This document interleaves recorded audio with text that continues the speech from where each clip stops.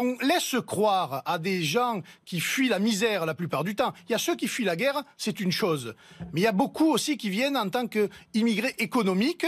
Ceux-là, il faut leur dire, nous n'avons plus les moyens de vous accueillir en France. Malheureusement, ce projet de loi dit le contraire et laisse croire à certaines personnes: venez en France, d'une manière ou d'une autre, nous arriverons à vous accueillir, ce qui est dramatique pour eux. Si vous connaissiez une situation de misère pareille, au point de vouloir envoyer vos enfants sur des bateaux, quitter comme ça votre pays, vous ne seriez pas tenté de la même chose? Je viens d'une famille qui a connu ça, Madame de Malherbe. Alors, quand ma mère est partie d'Alger, contraint par le gouvernement de l'époque et poursuivi par le FLN socialiste, etc. Non, mais connaître effectivement cette misère.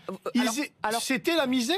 Ils ont été contraints, 1 million de pieds noirs ont été contraints de se rapatrier en France parce qu'ils étaient persécutés, où ils allaient l'être, ou même les harkis.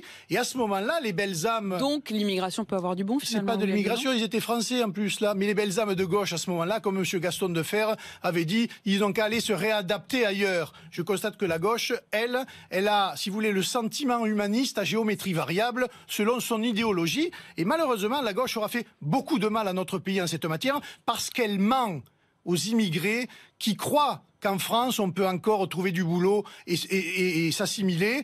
Elle ment parce que, précisément, la France est dans une situation où elle ne peut plus accueillir précisément d'immigration supplémentaire.